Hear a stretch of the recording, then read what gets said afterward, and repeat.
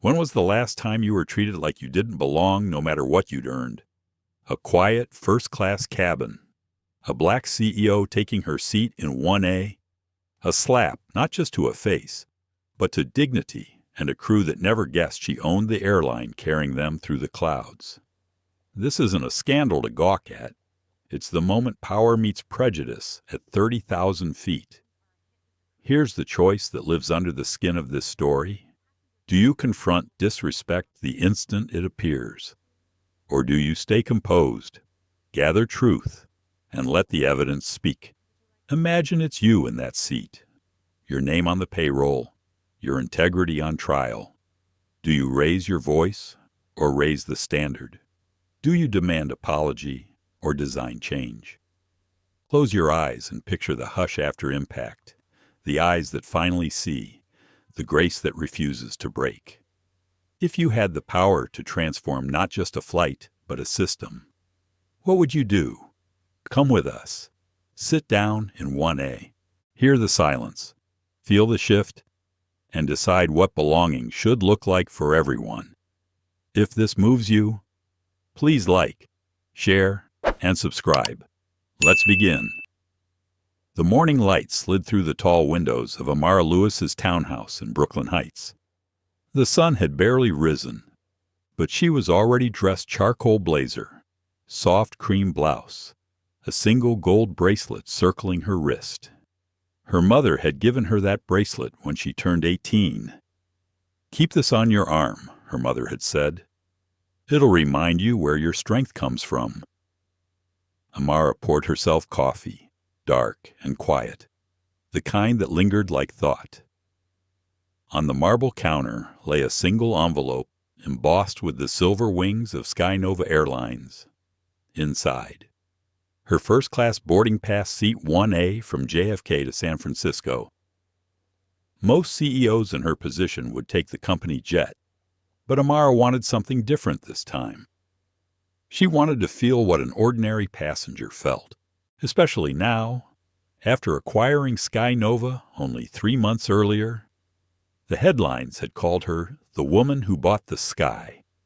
But inside the boardrooms, she'd heard whispers, a black woman running an airline. Let's see how long that lasts. Amara never repeated those words aloud. She just worked harder, spoke calmer, and watched longer than anyone expected. Today she was flying as Ms. Lewis, business traveler, no security detail, no assistant. No one at Skynova knew she'd be on that flight. Her phone buzzed. It was her mother, Cheryl Johnson, calling from New Orleans. "Baby, you already up?" Amara smiled. "You know I don't sleep much before a big day. You still wearing that bracelet? Always good. Remember, you don't have to raise your voice for the world to hear your worth." Amara closed her eyes for a moment, letting the words land. "Love you, Mama. Love you more. Baby, go remind them who you are quietly." Outside, the city hummed awake. A driver waited by the curb, the black sedan idling in soft fog. Amara climbed in, laptop bag on her lap, her mind already shifting to the real reason for this undercover flight. An internal report had surfaced last week, multiple complaints about biased service, subtle but persistent. A flight attendant referring to certain passengers as the wrong crowd. A supervisor joking that some people didn't look first class enough. Amara had read every line. She needed to see it herself. At JFK Terminal 4, the automatic doors opened with that familiar gust of jet fuel air and perfume. Announcements echoed overhead. Families rushed, phones buzzed, lives in motion. For a moment, she just stood there, blending into the river of travelers. Her heart gave a small flutter, not fear, but anticipation. She'd spent years designing algorithms to detect bias in hiring systems. Now she was walking into one, flesh and bone. The first stop was the Skynova check-in counter. A young clerk glanced up without smiling. Morning. Destination San Francisco. First class. Lewis. The clerk tapped keys, frowned slightly. Could I see your ID again? She handed it over. He looked at it, then at her, then back at the screen. Just verifying. His tone was polite enough, but the pause stretched. Another passenger, a white man in a navy suit, stepped up beside her. The clerk's face brightened. Good morning, sir. Heading to Denver. The change was instant, almost invisible. Amara caught it, stored it quietly in her memory. One small cut, she thought. We'll see how deep the pattern runs. After clearing security and extra pat-down at random, as always, she stopped at a cafe near Gate A7. The barista misheard her name 3 times. Tamara. No, Nur Tamara. With an A. Right. Almond milk in that.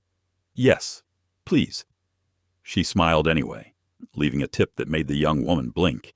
Courtesy didn't cost her anything, and it often revealed more than anger ever could. Her phone buzzed again. A message from Marcus Hill, her longtime friend and legal advisor. You sure you want to do this undercover? She typed back. The numbers on the report don't lie. But I want to see faces, not data. Marcus replied with a single word. Careful. At the gate. Sunlight spilled across the polished floor. Announcements crackled. Passengers queued, half distracted by their screens. Amara took a slow breath and looked out the window. A Skynova jet glistened on the tarmac, silver body catching the morning light. The company logo, 3 interlocking wings reflected in the glass like a promise. Soon, she thought, we'll make those wings mean something again. She checked her watch. Boarding in 20 minutes. Her mind drifted back to her father's garage in New Orleans, the scent of oil and old jazz, his rough hand showing her how airplane engines breathed. He used to say, machines don't care who built them, only that you respect the balance. It was balance she was chasing now, not revenge, not pride, just fairness. A young woman in a Skynova uniform walked past, cheerful, greeting passengers.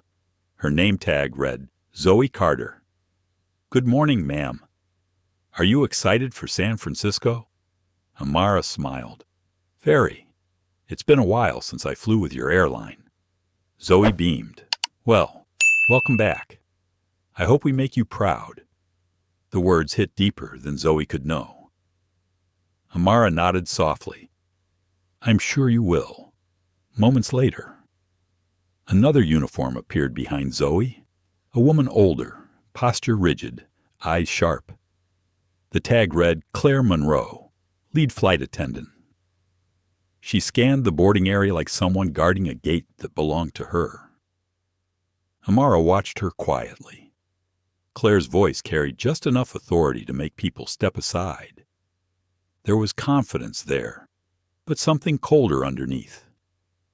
When first-class boarding was announced, Amara stood, smoothed her blazer, and joined the short line. Claire was checking tickets at the door. Her smile was polite, mechanical. Boarding pass. Please. Amara handed it over. Claire's eyes flicked from the ticket to Amara, then back. Her brow lifted a fraction. You're in seat 1A. Yes. A pause, then a thin smile. Enjoy your flight, ma'am. The words were right. The tone wasn't. Amara stepped past her without another glance. Inside the jet, the cabin lights glowed soft gold. Leather seats, glass partitions, the quiet hush of first class. Amara set her bag under the seat and touched the bracelet again. You don't have to raise your voice, her mother had said.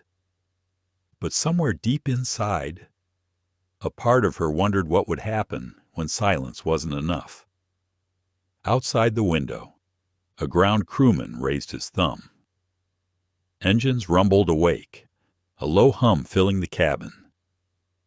Amara leaned back, watching the runway stretch endlessly ahead.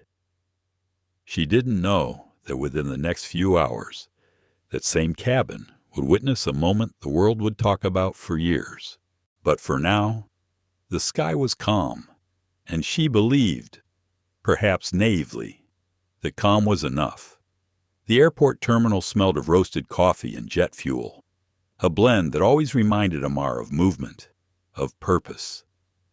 She stood near Gate A7, blending in among people wrapped in their own little worlds. Luggage wheels rattled, announcements echoed, and laughter spilled from a group of tourists waiting nearby. She liked airports, the rhythm, the stories passing by, but this morning carried an edge she couldn't quite name. At the counter, the same clerk from check-in appeared again, this time chatting with a colleague. When Amara approached, their tone changed. "Yes, ma'am." His eyes flicked over her navy blazer and simple carry-on. He scanned her boarding pass again, as if verifying something he should already know. "Is there a problem?" she asked softly. "No problem. Just double-checking your status. You're first class." "Correct. That's right." "All right. You're good." He handed it back, avoiding her eyes. His colleague whispered something under her breath, and both of them smiled faintly. The kind of smile people wear when they think you won't notice or won't dare to care. Amara turned away without reacting. She walked toward a window overlooking the runway, sipping what was left of her lukewarm coffee. Outside, the morning had grown brighter, but a heavy haze lingered over the city. Planes lifted through the mist like silent promises, heading toward somewhere freer. She reached for her phone and opened the Sky Nova staff app. The company still used an old system for internal communication, something she planned to replace soon. A few public posts scrolled across her screen. Most were cheerful updates, but one caught her eye. "Some passengers really think money can buy class." No name attached, but the post had been made just 30 minutes ago from Terminal 4. Amara exhaled slowly. She wasn't surprised. She had seen this pattern before in tech, in finance, in politics. Respect was too often given based on assumption, not worth. She typed a short note in her private file. "Bias logged. Terminal 4 staff morale audit needed." A man seated nearby glanced over. "Work never stops." "Huh," he said. "Friendly but curious." Amara smiled politely. "Not when you love what you do." He nodded. "You heading west for business or pleasure?" "A little of both," she said. "Mostly observation." The man chuckled. "Observation? You a writer?" "Something like that." She didn't elaborate, and he didn't push. He just went back to his phone, scrolling aimlessly through headlines. The loudspeaker chimed. "Attention passengers on Sky Nova Flight 827 to San Francisco. Boarding will begin in 15 minutes. Her pulse picked up slightly. She closed her phone, straightened her jacket, and walked toward the restroom to freshen up. Inside, a woman in a beige coat stood at the mirror, reapplying lipstick. She caught Amara's reflection, then smiled politely. "Traveling far? San Francisco. Nice. Business trip?" "Yes." The woman hesitated, then said lightly, "Oh, are you a consultant? You look like one." Amara met her gaze in the mirror. "Something like that," she said again, tone calm, not unkind. She washed her hands, dried them carefully, and left before the conversation could turn into another performance of polite assumptions. Outside, the gate area was filling fast. Families wrangling children, executives barking into phones, a newlywed couple taking selfies by the boarding sign. Amid the noise, Amara felt a strange stillness settle inside her, the calm before impact. She thought of her father again, his rough voice saying, "People will doubt what they can't imagine." Her watch buzzed a reminder from Marcus. You land at 2:45 PST. I'll meet you at the office. Don't forget to breathe. She smiled faintly at the message, typing back, already doing that. When first-class boarding was called, she joined the short line. The same lead flight attendant she'd noticed earlier, Claire Monroe, stood near the jet bridge with her tablet. Her expression didn't soften when she saw Amara approach. Boarding pass. Please. Claire's tone was smooth but measured. Amara handed it over. Lewis, seat 1A. Claire looked at the screen, then at Amara. First class. Huh? Yes? All right, Claire said, scanning the pass, then pausing. We're asking passengers to step aside for a quick random check today. Could you hold on just a second? Amara blinked. Of course.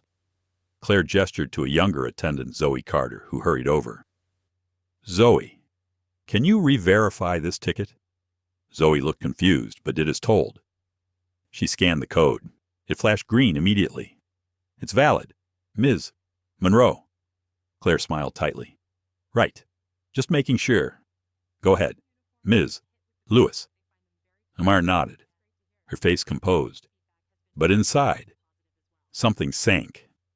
Not anger, yet just a quiet recognition. She walked down the jet bridge, feeling the change in air pressure, the sound of engines humming faintly outside. Behind her, she heard Claire whisper to Zoe, Some people get really creative with fake bookings lately. Zoe's voice was soft. Her pass was fine. Claire, a pause. Then Claire muttered, We'll see. Amara didn't turn back, but she heard every word. Inside the aircraft, the first-class cabin was still empty. Cool air and lemon-scented cleaner filled the space. A folded blanket rested on each seat. She placed her carry-on overhead and sat down, smoothing her blazer. Her fingers brushed against the bracelet again, tracing the tiny etching her mother had carved inside Dignity First. She looked out the window, on the tarmac. A crewman guided a baggage cart past, his neon vest catching the light. Beyond the glass, another plane lifted off, its roar fading into the distance. For a moment, she let herself breathe in the rhythm of flight, mechanical yet graceful, a balance of power and trust. The curtain at the front rustled as Claire stepped in, checking compartments. Her heels clicked sharply on the floor. Welcome aboard, she said flatly, without looking directly at Amara. Thank you. Claire glanced up, eyes sweeping across Amara's seat. Do you need help stowing your bag? No, thank you. I'm all set. All right. Claire scribbled something on her tablet, then moved on to the next row. A moment later, Zoe appeared with a softer smile. Can I get you anything before takeoff water coffee? Water would be great. Thank you, Amara said. Zoe nodded and hurried off. A small act of kindness, but it warmed the space a little. When she returned, she set the glass down carefully. Here you go, Ms. Lewis. Let me know if you need anything. Amara smiled. I will. Thank you. Zoe? As Zoe left, Claire passed behind her, muttering under her breath. Zoe, don't hover. Passengers can wait till service starts. Zoe hesitated. Yes, ma'am. Amara's eyes met Zoe's for a brief second, a silent message exchanged. Compassion met composure. Neither of them said a word. The captain's voice came over the intercom.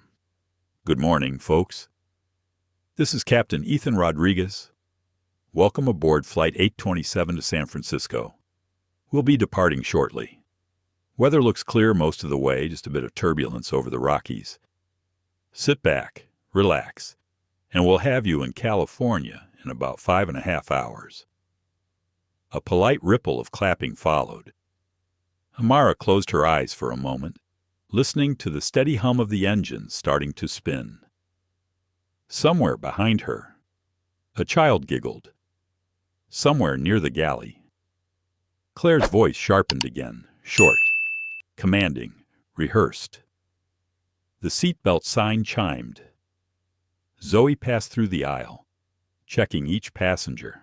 When she reached Amara's row, she leaned slightly closer and whispered, "If you need anything at all, please press the call button. I mean that." Amara opened her eyes. "Thank you." Zoe. She didn't know it yet. But that small moment, two women exchanging quiet decency, would later become the hinge on which an entire story turned. As the plane began to taxi, Amara glanced at her reflection in the window. Calm, composed, unreadable. Yet beneath the surface, a thought whispered through her like a current. They don't know who I am, and maybe that's the point. Outside, the city shrank. The engines roared, the nose lifted, and the earth fell away. Inside, the invisible lines that divided respect from prejudice began to draw themselves in real-time thin, quiet, and razor-sharp. She took a slow breath and whispered under her breath, "Let's see how high truth can fly." The plane climbed smoothly into the morning sky, the city below shrinking until it became a map of light and motion. Inside the cabin, everything gleamed polished wood trim, quiet hum of air, a world designed for calm. Yet underneath that polished surface, something restless stirred. Amara sat upright, hands folded neatly in her lap. She could feel the eyes of the lead attendant, Claire Monroe, moving across the cabin. Every small gesture from the woman seemed rehearsed, but edged too precise to be genuine. It was the sort of control born not from professionalism, but from judgment. Claire stopped by the seat across from Amara, smiling wide at a couple in matching travel jackets. "Welcome aboard, Mrs. and Mrs. Tanner, Champagne. We're delighted to have you with us." Her tone was warm, almost musical. When she turned back toward Amara, that warmth cooled. "And for you, ma'am, water." Again Amara smiled politely. "Still water, please." Claire's lips curved, but the smile never reached her eyes. "Of course." She moved away, her perfume trailing faintly in the air, sweet, sharp, calculated. A few minutes later, Zoe Carter, the younger attendant, appeared with a drink. Her voice was softer, more human. "Here you go, Ms. Lewis. We'll have breakfast service shortly. Omelet or fruit plate, whichever you prefer." "Omelet sounds perfect." "Thank you." "Zoe." Claire's voice cut in from behind, crisp as metal. "Zoe, make sure all passengers are offered the same menu options at the same time. No exceptions." Zoe froze for a second, murmured an apology, and walked away. Amara caught her glance, a flicker of discomfort mixed with confusion. It wasn't the mistake that mattered. It was the correction, made loud enough for everyone to hear. Amara sipped her water, the glass trembling slightly against her fingertips. "You don't have to raise your voice." Her mother's words echoed again. But sometimes silence speaks louder. Across the aisle, an older man lowered his newspaper, watching her openly. "Don't take it personally," he said in a half-whisper. "Some people can't help themselves." Amara turned to him, curious. "You've flown with her before, once or twice. She runs a tight ship." He smirked, lowering his voice further. "Doesn't like surprises." Amara's expression didn't change, but her mind filed it away. "Claire Monroe doesn't like surprises." Breakfast arrived in staggered waves first, for the couple across the aisle, then for the businessman near the window, finally for Amara, last. Her plate arrived cold. She said nothing. She simply picked up her fork, ate 2 quiet bites, and opened her tablet. On the screen, she typed, Observation 2, tone modulation linked to visual bias. Verify training consistency. The cabin lights dimmed slightly as they reached cruising altitude. Claire began her walkthrough again, adjusting blankets, collecting trays, her heels clicking rhythmically. Each step seemed to mark territory rather than offer service. When she stopped beside Amara once more, she tilted her head. You work in tech. Right. Amara looked up from her screen. Something like that. Claire nodded slowly. I thought so. You have that look always watching. Amara's smile was small. Observation's part of my job. Well, Claire said, smoothing her uniform, just don't forget you're a guest here. Let us do the flying. The tone was meant to sound casual, but the edge was unmistakable. Amara met her gaze for a moment, calm and unflinching. I never forget where I am, she said quietly. Claire's smile faltered for just a breath before she turned away. From the galley. Zoe's voice carried faintly as she spoke to another crew member. She's so composed, like she's been through worse. Claire's reply was low but distinct. People like that always are. Comes with the territory. Amara didn't flinch, but her stomach tightened. People like that. 3 words that said everything. She looked out the window again. The clouds spread beneath them like an endless quilt, sunlight breaking through in slow waves. She loved the view, the illusion that altitude meant equality, that the sky erased everything below. But prejudice, she knew, traveled well. It always found a seat. An hour into the flight, the cabin settled into routine.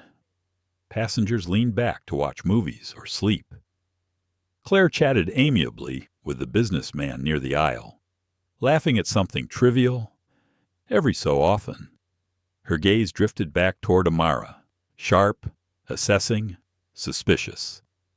Amara closed her tablet and reached for a book instead. Maya Angelou's Letters to My Daughter. She turned to a random page and read, her lips moving silently. I can be changed by what happens to me, but I refuse to be reduced by it. That line stayed with her. She let it settle somewhere deep, where memory met resolve. Zoe passed by again, noticing the book. I love that one, she whispered. I read it when I was finishing training. It got me through a rough patch. Amara looked up, meeting her eyes. Then you chose the right profession. Zoe, sometimes I wonder, Zoe admitted. Not everyone up here acts like the sky's big enough for all of us. Amara's voice softened. Keep your eyes open, but keep your kindness too. That's the harder balance. Before Zoe could answer, Claire appeared again, tone brisk. Zoe, can you handle row 3? I'll take it from here. Yes. Ms. Monroe. Zoe stepped aside reluctantly. Claire leaned in slightly. Everything all right with your meal, Ms. Lewis? We want all our passengers to feel comfortable. Amar closed the book. Comfort's a relative thing. Claire gave a thin laugh. I suppose so. Well, let me know if you need anything else. When she left, Amar exhaled slowly. The tension in her chest was subtle but steady now, the kind that didn't explode but eroded. The captain's voice broke through again. Ladies and gentlemen, we're expecting a patch of mild turbulence over Kansas. Please remain seated and fasten your belts. The cabin shifted slightly, a mild tremor running through the floor. Claire moved briskly down the aisle, securing carts. When she reached Amara's row, she frowned. Laptop away. Please. Amara nodded, closing it gently. Of course. As the plane steadied, Claire lingered. You're very calm, she observed. Most people get nervous during turbulence. Amara smiled faintly. I've been through worse storms. For a brief second, something unreadable flickered across Claire's face. Curiosity or disdain. Amara couldn't tell. Then the moment passed, and Claire returned to her script. An hour later, as lunch service began, Claire approached with a tray, her movements precise. "Chicken or pasta?" she asked. "Chicken, please." Claire handed her the plate, then tilted her head. "You travel often." "Often enough." "Must be nice," Claire said, "arranging silverware. Some of us just serve up here, while others own the world down there." Amara looked at her evenly. "The sky doesn't belong to anyone," she said. Claire smiled without warmth. "Depends who you ask." The words hung there, delicate and dangerous. Zoe, passing nearby, caught the tail end of the exchange and hesitated, her eyes flicking between them. Amara resumed eating in silence. The meal was bland, but her thoughts weren't. Every small moment, the hesitation, the smirk, the phrase "people like that" was a data point, a pattern forming. By the time dessert was served, the rhythm of the flight had settled again. Passengers laughed quietly, the hum of the engines masking everything ordinary. Yet under that hum, something in the air had shifted, slight but certain. Amara leaned back, closed her eyes, and let her breathing even out. In the darkness behind her eyelids, she pictured her mother's kitchen in New Orleans, the smell of cinnamon, the hum of the ceiling fan, the peace of knowing who you are. When she opened her eyes again, Claire was watching her from the galley, not smiling, just watching. The realization came slow, but sure this wasn't going to end with simple discourtesy. The woman wasn't just defending her role, she was defending her hierarchy, and hierarchy, Amara knew too well, had never been neutral ground. The captain announced they'd reach San Francisco a few minutes early if tailwinds held. Murmurs of approval rippled through the cabin. Claire smiled again, rehearsed and thin, moving down the aisle like a queen checking her court. Amara looked past her, through the window, into the stretch of endless blue. Somewhere between clouds and conscience, she felt something steady inside her. It wasn't anger. Not yet. It was the quiet, before a breaking point she hadn't defined, but knew was coming. The hum of the engines had become a low, steady heartbeat in the background, a rhythm that should have been calming. Yet the air in the first-class cabin felt tighter now, as though the temperature had dropped by a few quiet degrees. Amara Lewis adjusted the thin blanket across her lap and glanced toward the aisle. Claire Monroe moved with the same clipped precision as before, her smile trained perfectly on everyone except the woman in seat 1A. Zoe Carter appeared briefly from the galley, offering hot towels. "For you, Ms. Lewis." Her voice held that same genuine kindness, soft but careful, like a thread she didn't want to snap. "Thank you, Zoe." Claire's tone followed a heartbeat later. "Cooler. Zoe, please make sure service is even throughout the cabin. We don't want anyone feeling overlooked." Zoe froze, cheeks flushing. "Yes, Ms. Monroe." Amara set the towel aside and watched the young attendant retreat. Claire's words had been professional on the surface, but the intent behind them carried a different message control, wrapped neatly in courtesy. The man across the aisle, the one who had spoken earlier, lowered his tablet. "Seems like she's got a thing for order," he whispered. Amara managed a polite smile. "Order isn't the same as respect." He nodded slowly. "True enough." Claire returned moments later with a tray. "Lunch options are chicken or pasta. Which would you prefer?" "Ma'am, pasta." "Thank you." Claire's eyes flicked to the screen on her handheld device. We're out of pasta. I'm afraid. Chicken, then. That's fine, Amara said evenly. The attendant nodded, though something in her expression seemed almost pleased. When she left, Amara exhaled quietly. She didn't intend to record these moments. Not yet. But her mind stored them precisely each slight, each tone. Zoe reappeared with the meal, setting the tray carefully on the table. I'm sorry about earlier, she murmured. We actually have one pasta left if you'd rather. Claire's voice cut through the air. Zoe. The younger woman straightened instantly. Yes, ma'am. Stick to protocol. Seat 1A's already been served. Zoe's eyes darted toward Amara, full of apology. Of course. She turned away. Amara lifted the fork, took a measured bite of chicken. It wasn't about food. She knew. It never was. It was about place, who got to decide what someone else deserved. Half an hour later, turbulence rattled the cabin lightly. Claire moved down the aisle, steadying drinks with a practiced hand. When she reached Amara's seat, she paused. Please secure your laptop. Ma'am, it's safety policy. Amara glanced down at the device resting closed on her tray. It's already off. I'll need it stowed properly. Of course. She slid it into her bag. Claire hovered another beat. Thank you. Her tone made gratitude sound like correction. After a while, the turbulence eased. The cabin lights dimmed. The scent of coffee filled the air. Amara leaned back, closing her eyes briefly. Sleep wouldn't come, but stillness might. She focused on breathing the quiet rhythm her mother had taught her when she was a girl afraid of thunderstorms. She must have drifted for a few minutes because when she opened her eyes again, Claire stood a few seats away, speaking to the man across the aisle. Her laugh was lighter now, genuine.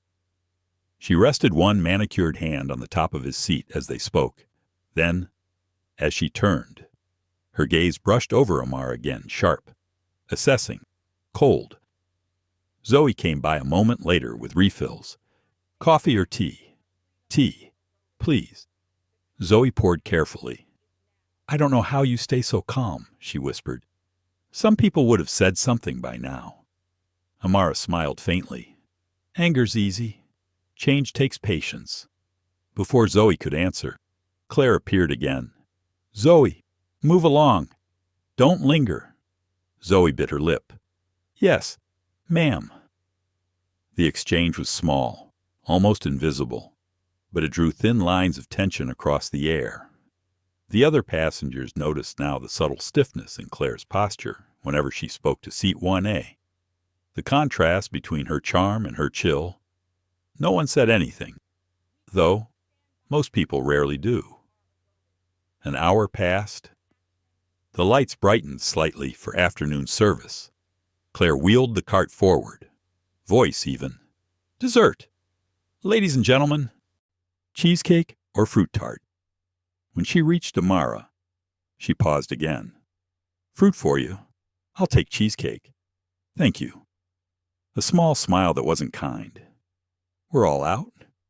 From the galley, Zoe's voice floated softly. There's one slice left. Claire's head turned sharply. I said we're out. The young woman hesitated, then nodded. Right. Amara's tone stayed gentle. Fruit's fine. Claire set it down. Enjoy. As she turned, her sleeve brushed the edge of Amara's cup, tipping it just enough that water spilled across the tray. Oh, my, Claire gasped lightly, though the motion had seemed anything but accidental. She reached for a napkin, dabbing at the spill. Clumsy me. I hope it didn't get on your laptop. Amara wiped a few drops from her sleeve. It's fine. Claire smiled faintly. Maybe next time. Keep electronics clear. These things happen. Something in her tone made the man across the aisle frown. He glanced toward Amara, then back at Claire. "You sure that was an accident?" he muttered under his breath. Amara offered a small, calm smile. "Accidents are revealing." The cabin had grown quiet. Even the hum of the engines felt muted. Claire returned to the galley, whispering something to another crew member, then glancing toward seat 1A again. Zoe approached hesitantly with a towel. "Here, let me—" "It's all right," Amara said softly. "Thank you for caring." Zoe's eyes filled with something like frustration. "It's not right." "I know," Amara said, her voice steady. "But right takes time." When Zoe walked away, Amara pulled out her tablet again, fingers gliding across the glass. She opened the anonymous feedback form she'd designed for Sky Nova employees, the one that would soon replace the outdated system. She typed quietly, "Case study unfolding bias indicators confirmed." Then she saved the note, her reflection faint on the screen. Outside the window, the sun had begun to sink, casting long golden streaks across the clouds. She watched the light shift, the color fading into amber and blue. It was beautiful, fragile, and distant, like fairness itself. The captain's voice came over the intercom again, smooth and steady. "Ladies and gentlemen, we'll begin our descent in about 2 hours. Weather in San Francisco is clear and sunny." A murmur of relief passed through the cabin. Claire's voice followed immediately, a practiced melody. "Thank you for choosing Sky Nova Airlines. We'll be around with one last round of refreshments." When she reached Amara again, the cordial mask was back in place. "Another drink before landing?" "No, thank you." Claire tilted her head. "You've been so quiet this flight. Most of our guests in 1A like to chat. I listen better than I talk."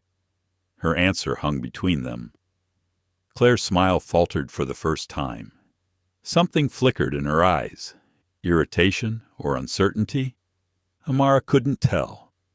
"Well, enjoy the rest of your flight. Ms. Lewis." "Thank you. Ms. Monroe." Claire blinked at the sound of her own name, soft, deliberate, grounding. Then she walked away without another word. As the cabin settled again, Amara leaned her head back against the seat. She could feel it now, the tension drawing tighter, invisible but tangible. She didn't want conflict. Not really.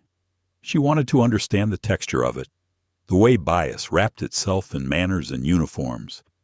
Yet somewhere deep inside, she sensed the balance shifting. From the corner of her eye, she saw Zoe in the galley, watching her quietly, worry written across her face. Amara gave the smallest nod, as if to say, "It's all right," but it wasn't. Outside, the sky was turning the color of burnished copper, the horizon glowing faintly. Inside, silence filled every space words should have lived. And though Amara didn't yet know it, that silence would soon break in the most unexpected way possible. The quiet inside the first-class cabin had turned uneasy, like the space before a storm breaks. The sky outside deepened into shades of orange and violet, and the reflection on the window caught Amara's face, composed, but shadowed by something unspoken. She set her tablet aside and looked around.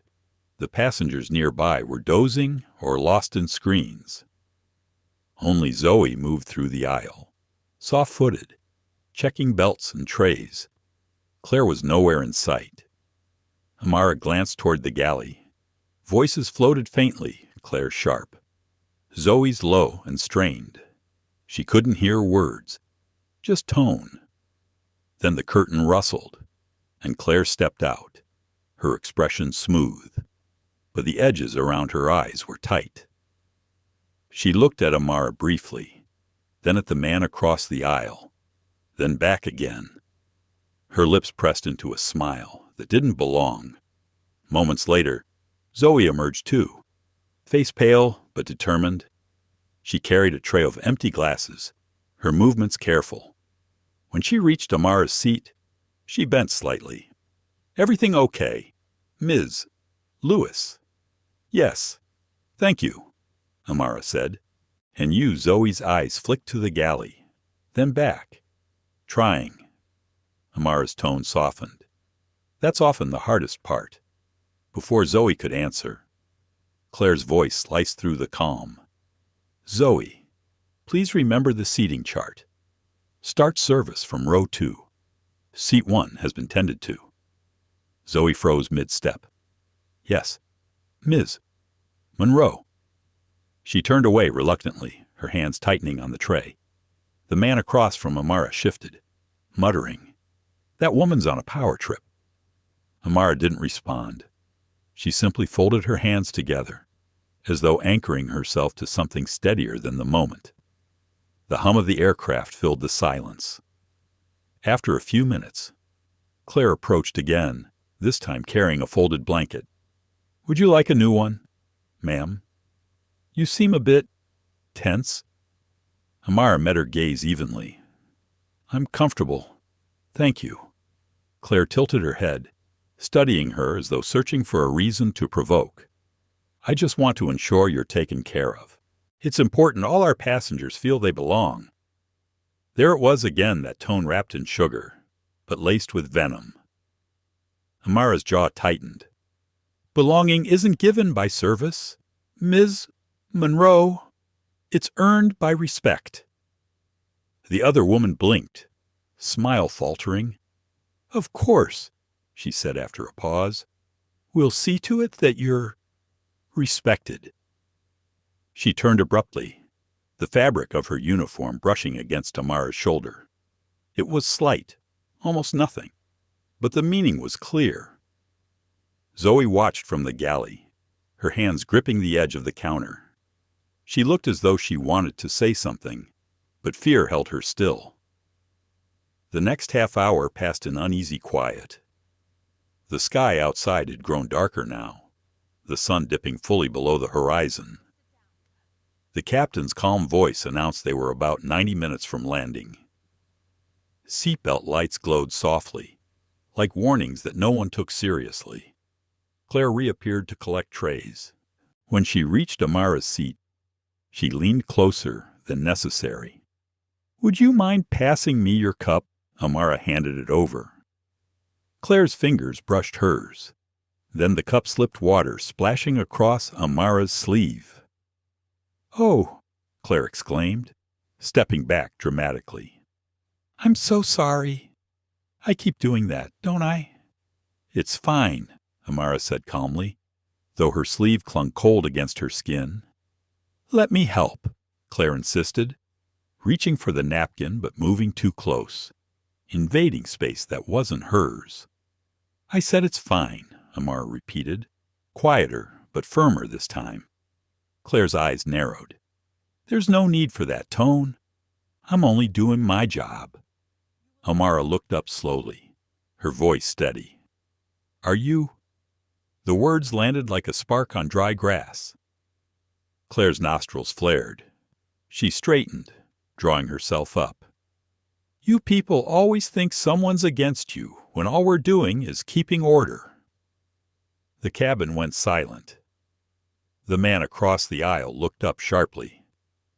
Zoe froze mid-step, her tray trembling. "Excuse me," Amara said, her voice barely above a whisper. Claire blinked as if realizing what she'd said, then doubled down. "I mean, some passengers misinterpret professionalism as something else."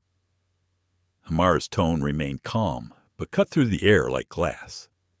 "You said you people. What exactly does that mean?" The silence thickened. Passengers turned, pretending not to listen, but hanging on every syllable. Claire's eyes darted toward the galley, then back. "It means people who look for problems that aren't there." Zoe stepped forward, voice trembling. "Ms. Monroe, that's not appropriate. Stay out of it." "Zoe!" Claire snapped. Amara's hand tightened on the armrest, her voice still composed. I don't need to raise mine to know when I'm being disrespected, but you just confirmed everything I came here to see." Claire frowned. "Came here to see Amara," didn't answer. The lead attendant exhaled sharply, flustered. "You know what, ma'am? If you're unhappy, you can file a complaint when we land. I'm done being talked down to." "Talked down to," Amara echoed softly, her eyes locking onto hers. "Is that how fairness sounds to you?" Claire's cheeks flushed. "You're twisting my words." "No," Amara said. "I'm hearing them clearly." The man across the aisle spoke up suddenly. "Hey, maybe ease up. Lady, you've been on her case since boarding." Claire turned sharply. "Sir, please mind your own seat." Zoe, trembling but resolute, stepped forward. "She's right. Miss Monroe. This isn't fair." The tension snapped like a wire. Claire turned, her expression hardening. "You think you can tell me how to do my job? I've been in this airline for 15 years. Then you should know better," Zoe said quietly. The passengers gasped softly. Claire's eyes blazed. She took one step forward, pointing at Zoe. "You're out of line." Amara rose slowly from her seat, every movement deliberate. Enough. Her voice wasn't loud, but it carried weight. The kind of weight that made noise seem small. Claire turned to her, anger spilling over. "Sit down, ma'am." "You're disrupting," before she could finish. Her hand moved quick, reflexive, unthinking. The slap cracked through the air, sharp as thunder. Time stopped. Zoe froze mid-breath. The man across the aisle stood halfway, his mouth open. Someone gasped. Someone whispered, "Oh my God." Amara didn't move for a heartbeat. Her cheek burned, her pulse a sudden drum in her ears. Then, slowly, she straightened. She looked at Claire, really looked at her until the woman's defiance wilted into shock. Zoe was already at her side. "Ms. Lewis, are you okay?" Amara raised a hand, stopping her gently. Her voice came out steady, even serene. "I'm fine." She turned toward Claire, eyes unwavering. "You just ended your career," Claire stammered. I didn't mean," she provoked. The captain's voice came over the intercom at that exact moment, calm and oblivious. "Flight attendants, please prepare for initial descent." No one moved. Claire's chest heaved, panic rising. Zoe whispered, "Miss Monroe, you need to sit down." This isn't—" "She?" Claire's words tangled. Amara sat again, slowly, quietly. She reached for her tablet and opened a file. Her fingers glided across the screen, her expression unreadable. A discreet alert flashed on her private network, the internal code reserved for executive crises. Within seconds, a signal pinged at Skynova's headquarters in San Francisco. Zoe stared, not understanding what she'd just witnessed. "What did you do?" Amara smiled faintly. "Just sent a message to my staff." Claire's eyes widened. "Your staff?" "Yes," Amara said softly. "You'll understand when we land." The cabin was silent except for the hum of descent. Every passenger could feel it, the shift, the gravity, the truth that something irreversible had just happened. Amara folded her hands again, her bracelet catching the last trace of fading light. Outside the window, the clouds broke apart to reveal the glittering stretch of the Pacific. Inside, no one dared to breathe too loud. The woman in seat 1A didn't look angry. She looked composed, calm, inevitable, and Claire Monroe, trembling in her polished shoes, suddenly realized the terrible truth. She had no idea who she had just hit. The sound of the slap still hung in the air long after it happened. It didn't echo, not really, but it lived in the space between breaths, the kind of silence that swallows sound whole. The first-class cabin was frozen. The man across the aisle still held his tablet mid-air, the glow from the screen faintly lighting his stunned face.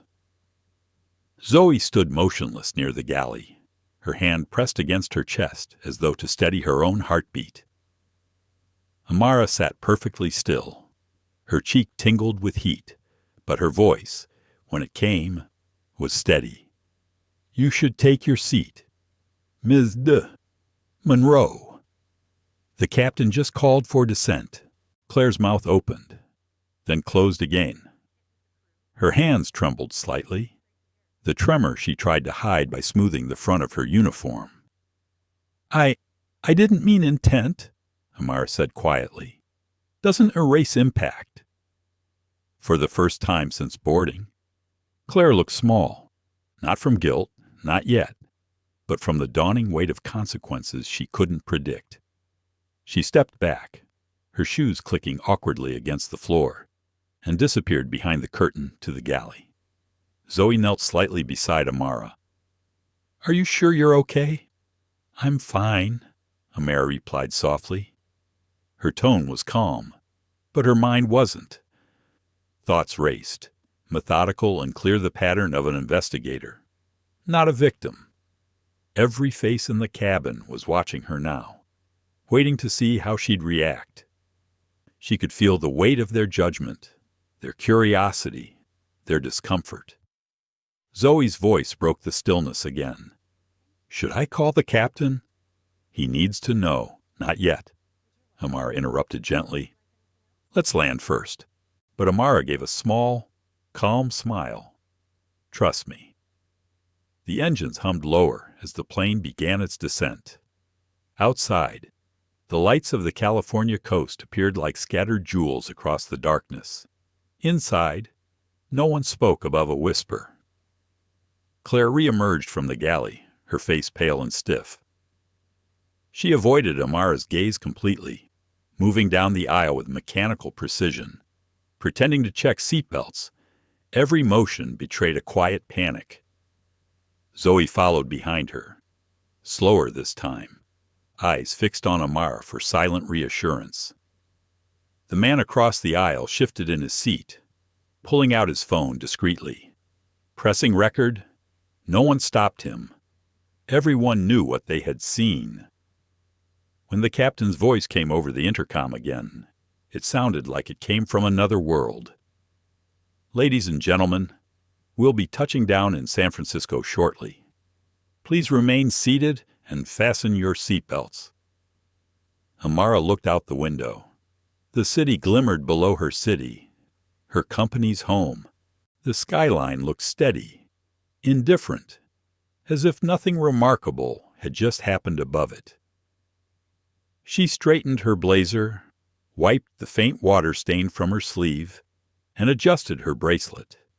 It caught the cabin light and shimmered faintly. Zoe whispered as she leaned over to secure the tray table, "I don't know what to say." "I can't believe she." Amara placed a hand gently on her arm. "You don't need to say anything. Zoe, you just did the right thing when you stood up." The younger woman blinked quickly, her throat tight. "I couldn't just stand there. It wasn't right." "Courage never looks big in the moment," Amara said softly, "but it changes everything later." The wheels of the aircraft hit the runway with a heavy thud. A ripple of relief passed through the cabin, though no one dared to applaud as usual. When the plane slowed, Claire stood stiffly at the front, voice slightly trembling as she performed the standard announcement. "On behalf of SkyNova Airlines, we thank you for flying with us today.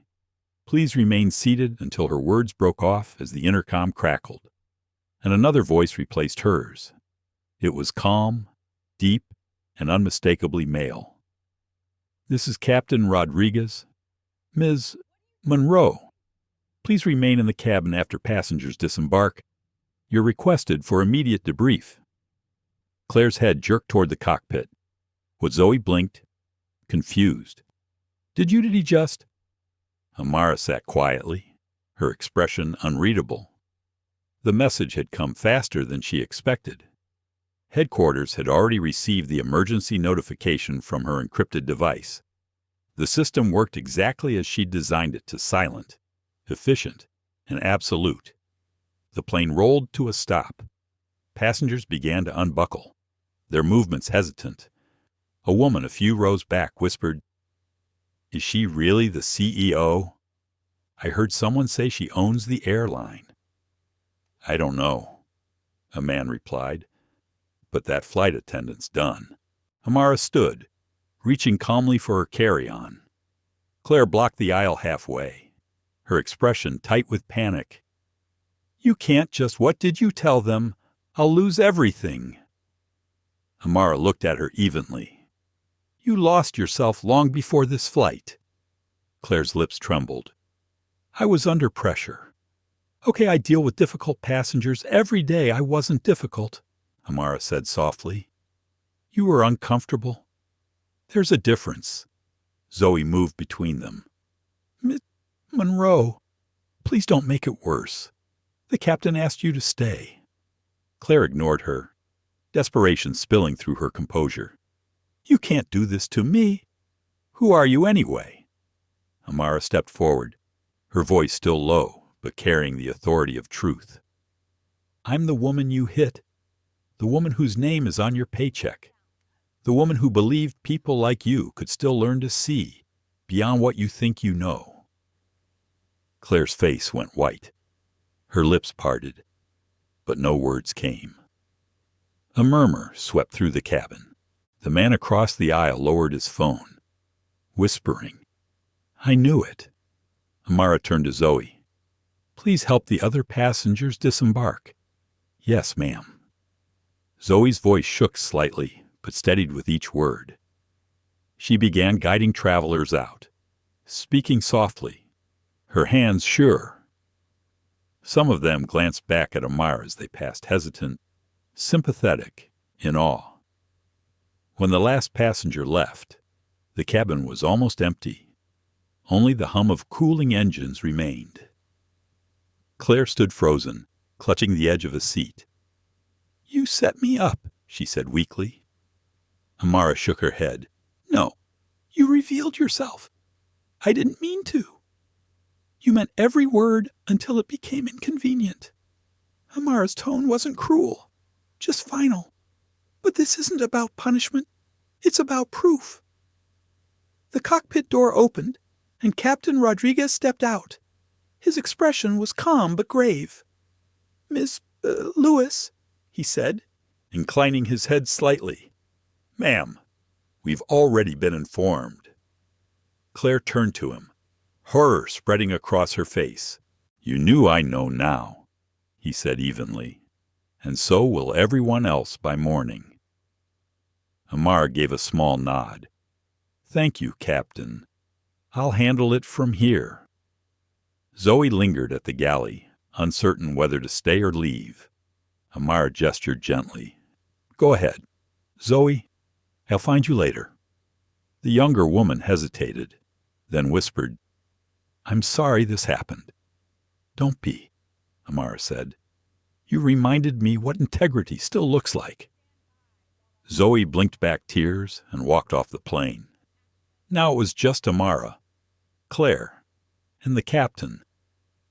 The older woman's shoulders sagged as though gravity had doubled. "Please," Claire whispered, "don't ruin my life over one mistake." Amara's eyes softened. "You think this is about you, but it's not. It's about everyone who's been treated like they didn't belong in a seat they earned. You didn't just hit me. You hit every person who ever sat quietly through someone's prejudice." Claire covered her face, her voice breaking. "I didn't know who you were." "That's exactly the problem," Amara said. "You shouldn't have to know who someone is to treat them with respect." The captain looked between them silently. After a long pause, Amara reached for her bag and moved toward the exit. "There will be a review," she said. "You'll have a chance to speak. Use it to understand, not defend." Claire didn't answer. She just sank into the nearest seat, staring at the floor. As Amara stepped off the plane, the terminal lights felt brighter, colder.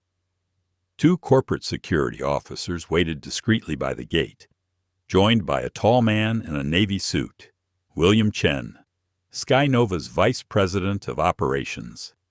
He nodded respectfully. "Ms. Lewis, we received your alert. The footage is secured, and HR is standing by." "Thank you," Amara said. "Handle her with dignity." "Of course," he replied. "Would you like to make a statement tonight?" "Not yet," she said quietly. "Tonight. I want silence to speak for me." She walked through the terminal, her heels clicking against the polished floor. Every sound felt sharper now. Every eye that turned to her face seemed to see her differently. But she didn't slow. Outside the window, the plane still sat on the tarmac, its lights glowing faintly against the dark. In her chest, her heartbeat matched the rhythm of engines idling, a rhythm not of anger, but of purpose. The sky had fallen silent, but in that silence, something new had begun to rise. The air in the terminal carried that strange, sterile chill that only airports seem to hold, a mix of recycled air and quiet judgment. Amara Lewis walked slowly, her steps measured, the hum of her heels echoing against polished tile. William Chen followed a few paces behind, speaking softly into a headset, coordinating the containment of what would soon become a global scandal. To Amara, the night outside the glass walls looked impossibly calm. She could see the plane still idling on the tarmac, its logo faint in the floodlights, and thought how strange it was that a single act could shake an empire that had flown millions of miles without faltering. "Ms. Lewis," William said quietly, catching up beside her. "Corporate communications has already flagged the passenger videos online. It's spreading faster than we expected. Hashtags, Sky Nova Incident. Seat 1A. Amara stopped. "Of course it is. Truth always travels faster than we prepare for." He nodded grimly. "The board's already awake. Jennifer Lee from PR wants to issue a preemptive statement." "Should I hold her?" Amara said, her tone firm but calm. "Let the silence breathe a little longer. I want them to sit with what happened before we tell them how to feel about it." They turned a corner toward a quiet corridor leading to the executive arrivals lounge. Zoe Carter was standing near the end, still in uniform, looking lost between exhaustion and disbelief. When she saw Amara, she straightened quickly, but her voice trembled. "Ms. Lewis, I didn't know what to do. I've never—" "You did what your conscience told you," Amara said, stopping in front of her. "That's rarer than training. Zoe, and it matters more." Zoe's eyes filled. People recorded everything. "I didn't stop them." "That's good," Amara said softly. "You didn't hide truth. You let it live." William shifted slightly. "Ms. Lewis, HR's requesting your presence in the operations suite. The legal team wants to know your preferred approach. Full termination or review board." Amara's eyes flicked toward the glass again. "Termination solves an incident. Review solves a system. I want the latter." "Yes, ma'am," he replied. Zoe hesitated before speaking again. "Ms. Monroe Claire. She's still in the cabin. Security's with her. She's crying." Amara didn't respond immediately. She thought of her mother's voice, always calm even in anger, always guiding her toward compassion before conclusion. "I'll see her," she said finally. William frowned slightly. "Are you sure that's not required?" "I know," she said, "but it's necessary." When they reached the plane again, the jet bridge was empty. Security officers stood at the doorway. One nodded. "She's inside." "Ma'am." "The captain's with her."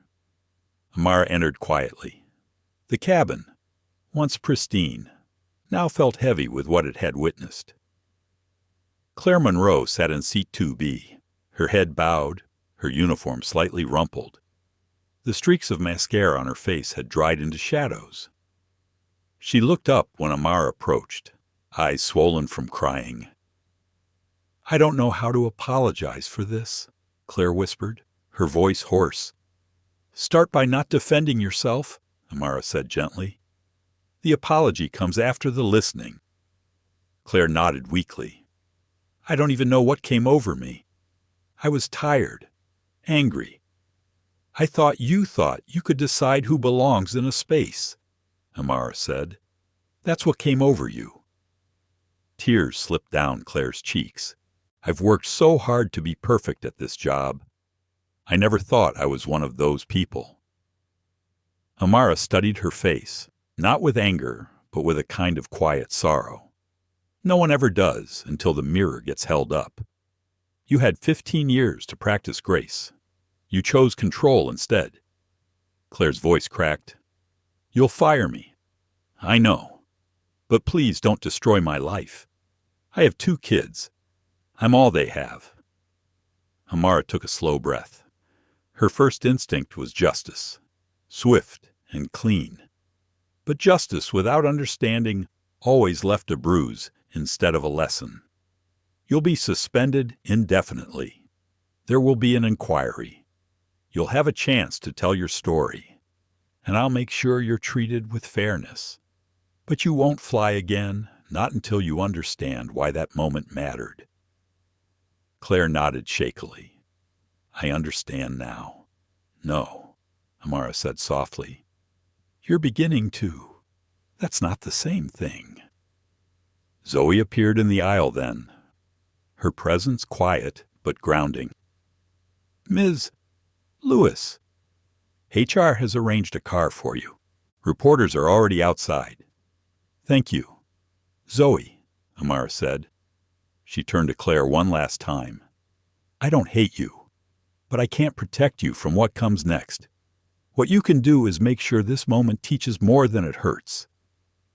When she stepped off the plane again, the night air was cool and sharp.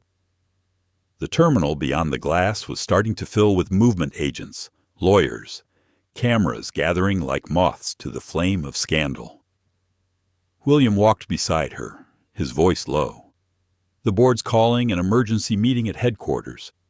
They want you to lead it." "I will," she said. "But first I need a moment." He nodded and fell back, leaving her alone for a few breaths. Amara walked toward the observation window overlooking the runway. Planes were taking off one by one, their engines roaring softly into the distance. She watched the lights fade into the sky and thought of how quickly flight turned to fall when arrogance went unchecked. The incident would shake Skynova's image, maybe its investors too. But beneath the wreckage lay something rare, a chance to rebuild with truth instead of polish. Her phone buzzed. Marcus Hill's name flashed across the screen. She answered, her tone still calm but tinged with fatigue. "You made national headlines already," Marcus said. "Every major outlet's running with it. They're calling it the Seat 1A incident." "You all right? I'm fine," she said. "Just tired of being a headline instead of a human story." "You did what you had to," Marcus replied. "They'll spin it a dozen ways, but the truth's clear on camera. She hit you. You stayed composed. That matters." "I don't want it to end with outrage," Amara said quietly. "I want it to begin with change." Marcus paused. "Then you know what comes next. Policy, culture, leadership training. But more than that, transparency. I've already drafted it in my head," she said. "A mandatory empathy audit, inclusive leadership training for every level, public review of every discrimination complaint within the company. No more closed doors. That'll make waves," Marcus said. "Waves clean the shore," Amara replied softly. She ended the call and exhaled deeply. Her reflection in the glass looked different now, not the calm executive who boarded the plane that morning, but a woman standing at the edge of something larger than reputation. The quiet fire in her chest wasn't pride. It was purpose. Zoe approached again, holding a small paper cup. "Coffee," she said softly. "I thought you might need it." Amara accepted it with a faint smile. "You remind me of someone I used to be." Zoe tilted her head. "Someone brave. Someone who still believed kindness could change systems," Amara said. Zoe hesitated, then smiled a little. "Maybe it still can." Amara looked out the window once more. "Maybe it has to." Outside, the last plane of the night took off, its lights vanishing into the dark sky. She watched until it disappeared completely, then turned back toward the corridor where William waited. The meeting ahead would be brutal press, shareholders, public anger, but she felt steady, because beneath the noise, beneath the scandal, something honest had been exposed. And honesty, however painful, was the only altitude that lasted. As they walked toward the exit, William spoke quietly. "They'll want a statement by sunrise." "They'll get one," Amara said, "but not a corporate script. This one comes from the heart." He nodded. "Understood." Amara paused at the glass doors leading out to the cool night. "William," she said softly, "let's not call this an incident. Let's call it the beginning." He smiled faintly, the beginning of what she looked at him, her voice calm and resolute, a new standard for what respect looks like above the clouds. Then she stepped out into the wind, her hair catching the faint breeze from the runway, her silhouette framed against the blinking lights of departing planes. For the first time that day, she let herself smile, not in victory, but in conviction. The sky, after all, wasn't broken. It was waiting to be rebuilt. Dawn crept slowly over San Francisco, painting the skyline in muted gold. From her office on the top floor of Skynova headquarters, Amara Lewis watched the city stir awake. Down below, early commuters moved like quiet threads weaving through fog, unaware that the building towering above them had become the center of a storm. She hadn't slept. The events of the night before replayed in her mind like a film she couldn't pause. The slap, the silence, the look of disbelief on every face, it all sat heavy in her chest. Not because of the humiliation, but because it had confirmed what she'd feared. Prejudice wasn't just alive. It was polite, subtle, and far too comfortable. Her assistant, Nina Torres, knocked gently and stepped inside. "Ms. Lewis, the board's waiting in the conference room. Reporters are outside. PR's holding the lobby." "Thank you," Amara said, her voice steady but quiet. She picked up her bracelet from the desk, slipping it back onto her wrist as if putting her resolve in place. "And Zoe, she's downstairs. HR said she doesn't want to go home yet. She's worried about what comes next." Amara nodded.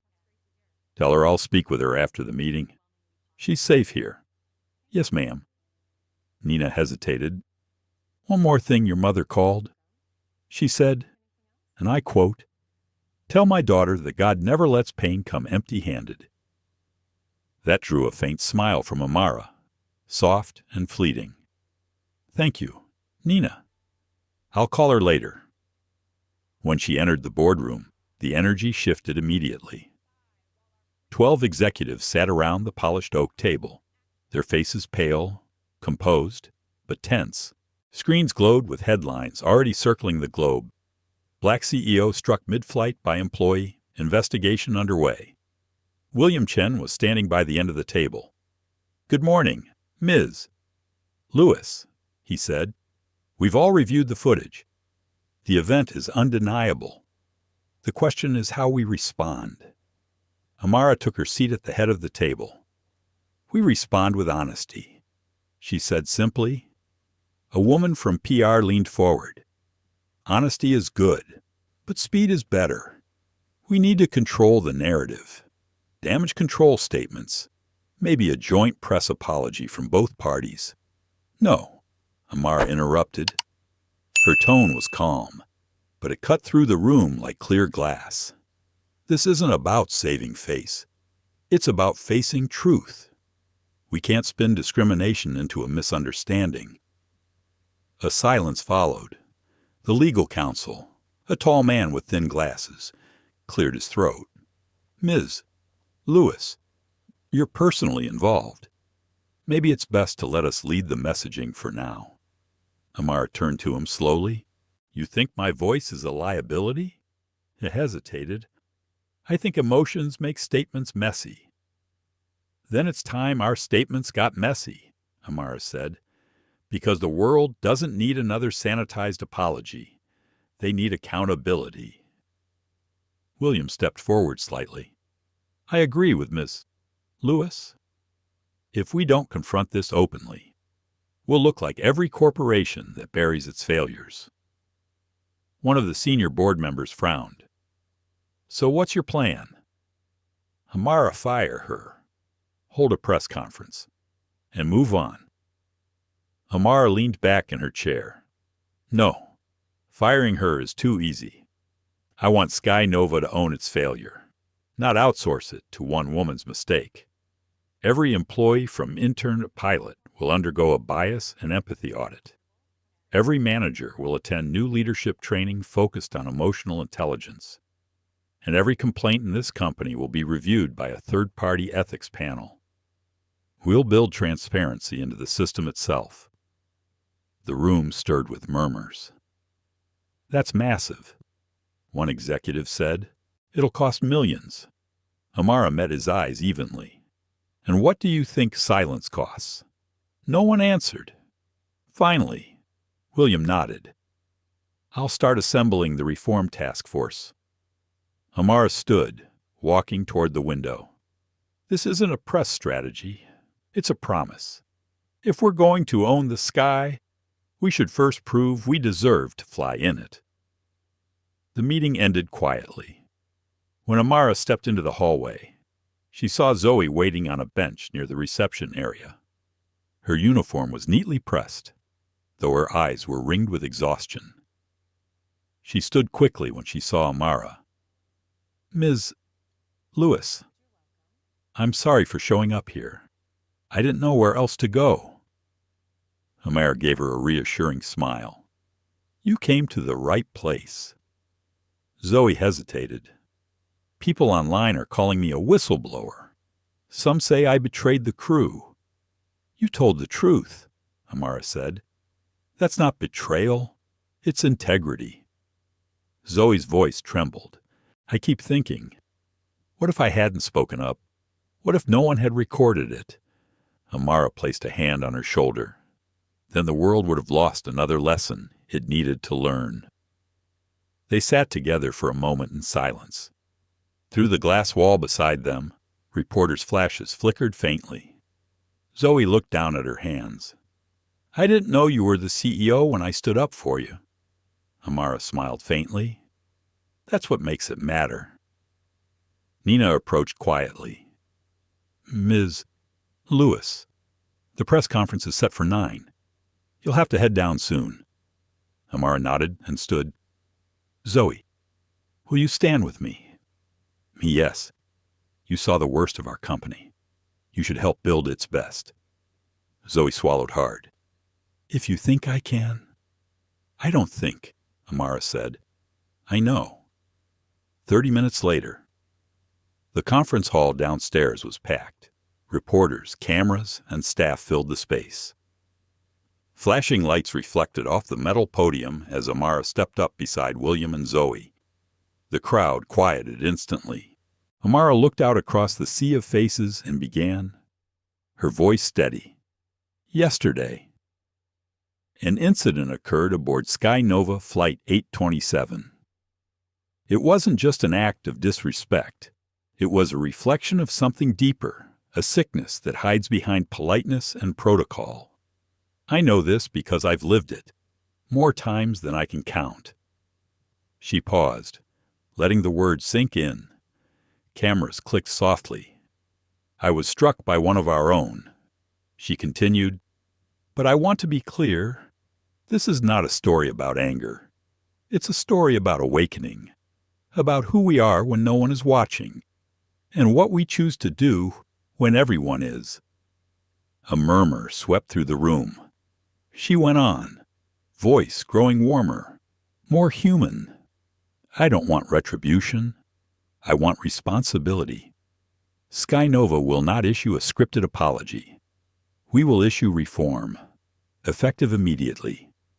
We are launching the Horizon Initiative, an internal equity and empathy program to rebuild trust from the inside out. We will listen before we defend and learn before we speak." Her gaze swept toward Zoe.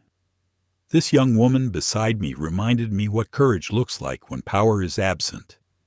I intend to make sure people like her shape the future of this company." Zoe lowered her head slightly, emotion tightening her throat. Amara finished softly. "The sky belongs to everyone, but respect must be earned every single day we take flight. Today, we begin earning it again." When she stepped back, the room erupted in a mix of applause and flashbulbs. Some clapped slowly. Others stood, for the first time in hours. Amara felt the weight on her chest lift slightly, not gone, but lighter. William approached, his voice low. That was exactly what they needed to hear. "No," Amara said. "It was what they needed to feel." As they exited the hall, Amara glanced at Zoe walking beside her. The young woman looked dazed, a little overwhelmed, but alive with purpose. Outside, the morning sun finally broke through the fog. For the first time in a long while, the light didn't feel cold. It felt like clarity. And as Amara walked into that light, she understood that the story wasn't ending at all. It was only changing altitude. By the time the press conference ended, the video of the incident had reached every corner of the internet. News anchors dissected it. Analysts speculated about Sky Nova's fate, and strangers debated online about power, race, and respect. Yet amid the chaos of headlines, one thing became clear.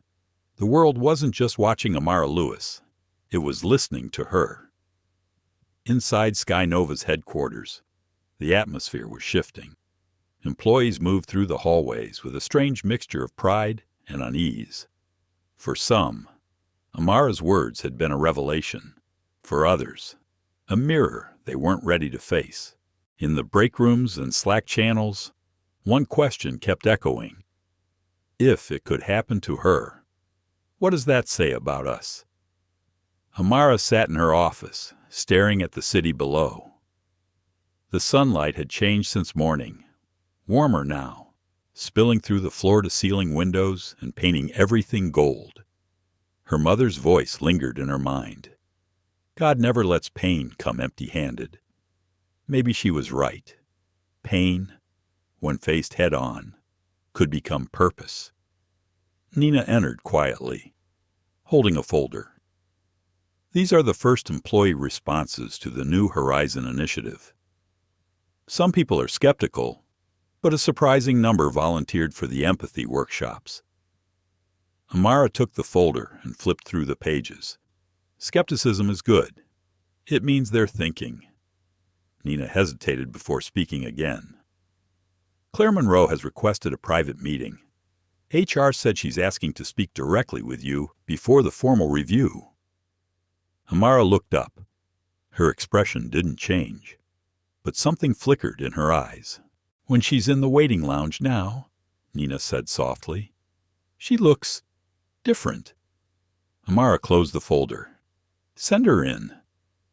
A few moments later, Claire walked in, looking nothing like the composed attendant from the flight. Her hair was tied back loosely, her makeup gone, uniform replaced with a plain gray sweater.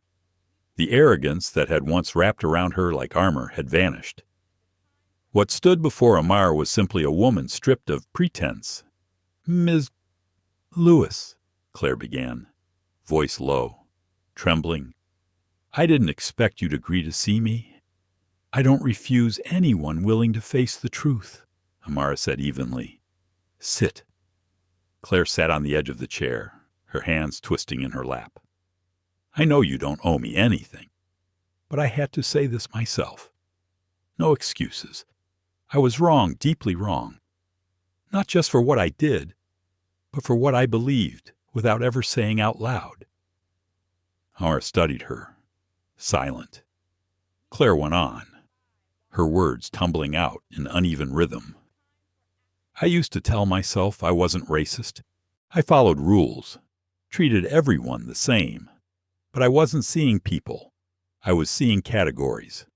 And when I saw you, I didn't see a person deserving respect. I saw something that challenged me, that scared me. Even you were calm, elegant, powerful."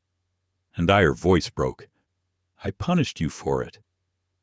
Amara remained quiet for a long moment. "Fear often wears the mask of control," she said softly. "It's how insecurity protects itself." Claire nodded slowly, tears glinting. "I ruined my reputation. I hurt my own crew. And I hurt you. You hurt yourself first," Amara said gently. "That's what prejudice does. It poisons the person holding it before it ever reaches its target." Claire exhaled shakily. "I don't expect forgiveness. I just needed to tell you that I'm not the same person I was on that flight." Amara leaned forward slightly. "Then prove it. Not to me, to yourself. Volunteer at the Horizon Initiative's community wing. We're building outreach programs for underrepresented youth who want to enter aviation. You'll work under supervision. No title, no uniform, just presence." Claire blinked. "You'd let me do that?" After everything, Amara's gaze softened. "Growth isn't possible without consequence. You'll face both, but redemption starts with service." Claire's lips quivered. "Thank you. I don't deserve it." "No one ever does," Amara said quietly. "We just try to become someone who might." When Claire left, the office felt lighter, as if a weight had shifted off the air. Nina entered soon after, watching Amara curiously. "You're giving her another chance." "I'm giving her a choice," Amara corrected. "What she does with it will decide if she earns one." Later that afternoon, William Chen joined her in the executive suite. He carried a thin digital tablet filled with updated social media sentiment reports, stock trends, internal metrics, public reaction stabilizing. He said, "The speech helped. People respect transparency. Investors want reassurance, though they're asking if leadership's distracted." Amara smiled faintly. "Tell them focus isn't the absence of compassion. It's the discipline of it." He chuckled quietly.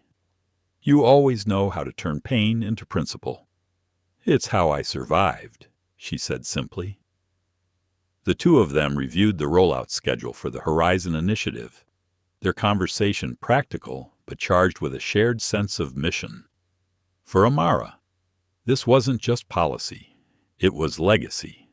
The company she'd built had grown fast, too fast, becoming a giant without a heart.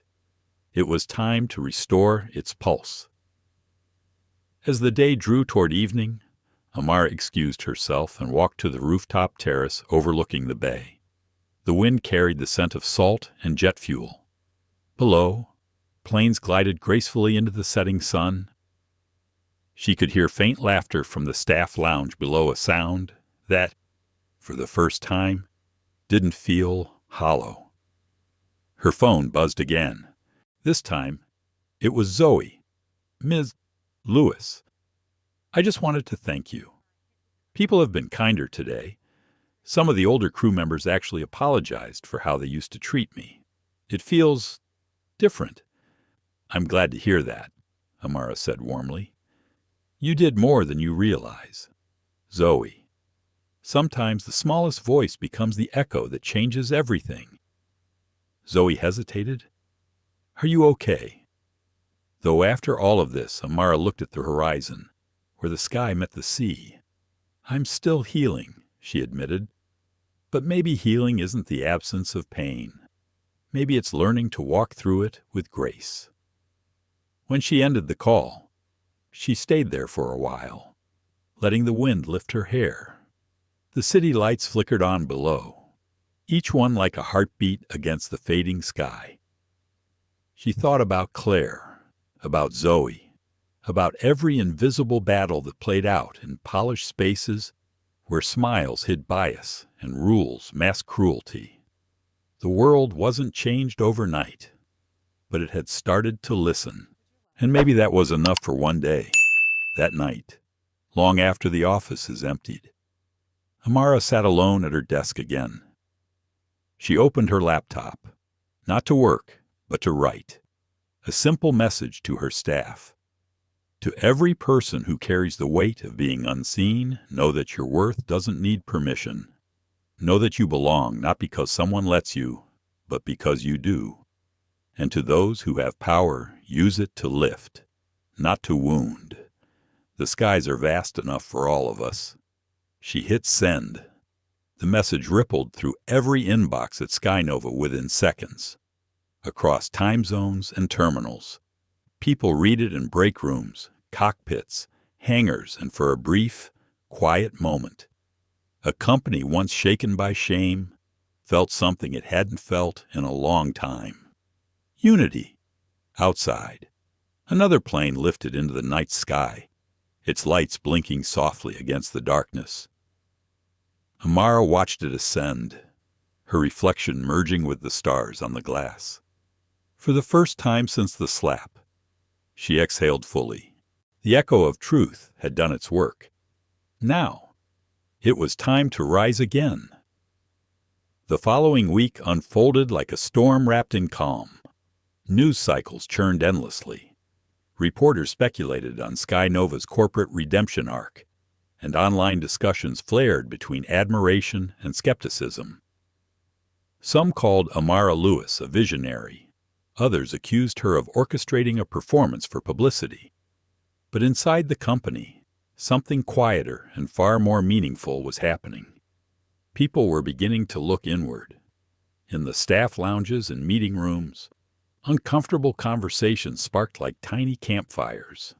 Pilots spoke about microaggressions they'd brushed aside for years. Flight attendants began to share stories of subtle discrimination, ignored voices, biased schedules, invisible hierarchies, and at the heart of it all, Amara listened. She didn't delegate this. She made time. Her days grew longer, not with crisis management, but with human connection. She met with groups of employees face to face, sitting not at the head of conference tables, but among them. She listened to stories, some bitter, some raw, all painfully honest, and each one became another thread in the tapestry she was trying to repair. One afternoon, Zoe joined her in the company cafeteria. It was a small, ordinary space filled with the hum of conversation. But the energy was different now. People smiled when they saw Zoe. Some stopped to thank her.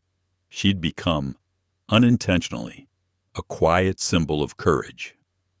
Amara waved her over to her table. "How's training going?" Zoe smiled nervously. "It's a lot. They're putting me on the empathy committee, helping with cultural workshops. I'm honored, but terrified." Amara chuckled softly. "Good. Fear means you care." Zoe sat down, fidgeting with her ID badge. "You know, I've never had a boss talk to me like this. Most executives I've met don't even look at the cabin crew." Amara leaned back, sipping her coffee. "That's because they forget where they started. Titles can make people forget their own humanity if they're not careful." Zoe nodded slowly. Do you ever get tired of being strong all the time? Amara smiled faintly. Every day. But I don't carry strength because I want to. I carry it because someone before me carried it long enough for me to be here. Zoe looked thoughtful, then asked, Your mom? Her? And every woman who refused to disappear quietly? They sat in companionable silence for a while. Then Zoe leaned forward. Can I tell you something weird? Last night I got a message from Claire. Amara looked up. You did? Zoe nodded. She said she started volunteering at a youth center through the Horizon program, teaching kids about flight safety. She thanked me for standing up that day, said it made her see the world differently. Amara's lips curved gently. Maybe there's hope for her yet. She wanted to thank you too, Zoe added. She said you gave her a chance she didn't deserve. Amara set her cup down carefully. Second chances aren't given. They're built. Let's hope she keeps building. Later that day, Amara had another meeting this time with Marcus Hill, her friend and civil rights attorney. He arrived at her office wearing his usual charcoal suit, carrying a thick binder. You're all over the national conversation, he said, setting it on her desk. Corporate networks want to interview you about leadership and bias. Oprah's team even reached out. Amara raised an eyebrow. Oprah, yep, Marcus said, grinning. She wants to talk about power and grace in the face of prejudice. Sounds like your lane. Amara laughed softly, shaking her head. I didn't start this for cameras. I know, Marcus replied, sitting opposite her. But visibility matters. The world listens differently when power tells the truth. You could turn this into something bigger: policy, mentorship programs, industry reform. Amara considered that. She walked toward the window again, the late afternoon light stretching across the skyline. You know what I've realized, Marcus? The higher you climb, the more invisible your pain becomes. People see the title, not the fight it took to earn it. Marcus nodded. And that's exactly why they need to hear you. She turned to face him. Then help me make it more than a speech. Let's draft a proposal. A national pilot initiative for diversity and empathy in aviation mandatory for all major airlines. Marcus's eyes widened slightly. That's ambitious. So was flight, Amara said simply. That night, the two of them worked late in her office, building the framework for what would become the Blue Horizon program. It would be the first federal partnership between aviation authorities and corporate airlines to mandate anti-bias training, inclusive hiring pipelines, and leadership mentorships for marginalized employees. It wasn't just corporate healing, it was systemic evolution.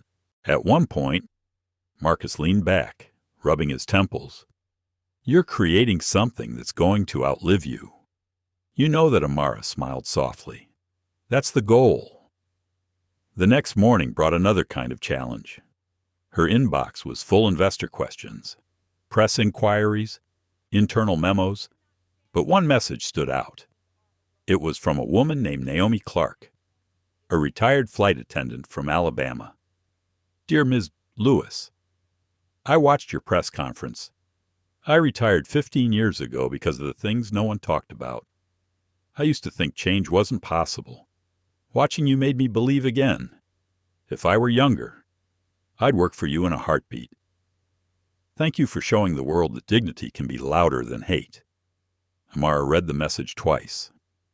Then she printed it and pinned it to her office wall. Later that day, she joined a company-wide live stream. Over 10,000 employees tuned in, from pilots in Europe to technicians in Asia. Her image filled the screens across hangars and offices worldwide. I want to thank each of you, she began, her voice calm but strong. This company isn't just metal wings and flight paths. It's made of people imperfect, learning, and growing. We failed in a moment, But failure is only final if we refuse to face it. She paused, her expression softening. Skynova is going to be a different kind of airline. Not because we have to be, but because we choose to be.